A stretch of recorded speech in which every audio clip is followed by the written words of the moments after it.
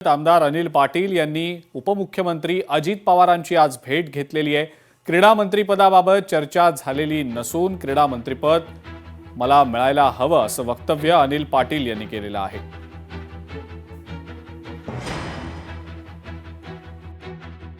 क्रीडा मंत्री असो किंवा कुठला मंत्री असो, या विषयावरती कुठल्याच प्रकारची चर्चा आज होणं अपेक्षित पण नाही आणि ती केली पण नाही।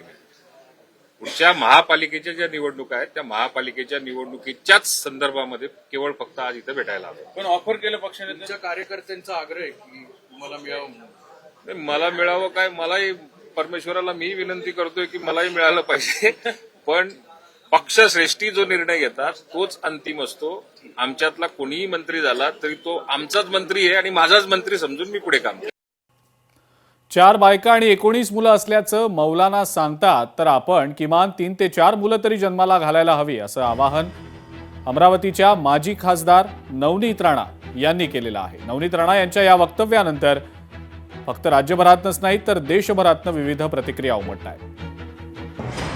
ते जर खुलेआम म्हणतात आहे 4 बायका आणि 19 मुलं, तर आपण किमान 3-3, 4-4 मुलं आपले हिंदू लोकांनी केले पाहिजे। या ज्या पद्धतीने डॉमिनेट करण्याचा प्रयत्न करत आहे बोलून, तर मला वाटते की आपणही हिंदुस्थानमध्ये या भूमीमध्ये जन्माला आलो आहे। त्यांचा विचार आहे या हिंदुस्थानाला पाकिस्तान बनवण्याचं। एवढे संख्याने पोरं मुलं पैदा करून तर आपण एक मुलांवर का संतुष्टी करत आहे? 4-4, 3-3, 4-4 मुलं आपणही सुद्धा केले पाहिजे। त्याच्यामध्ये काही दुम्मत आपण कोणी ठेवली नाही पाहिजे। लोकशाही मराठी ऐका, पहा, जागरूक रहा।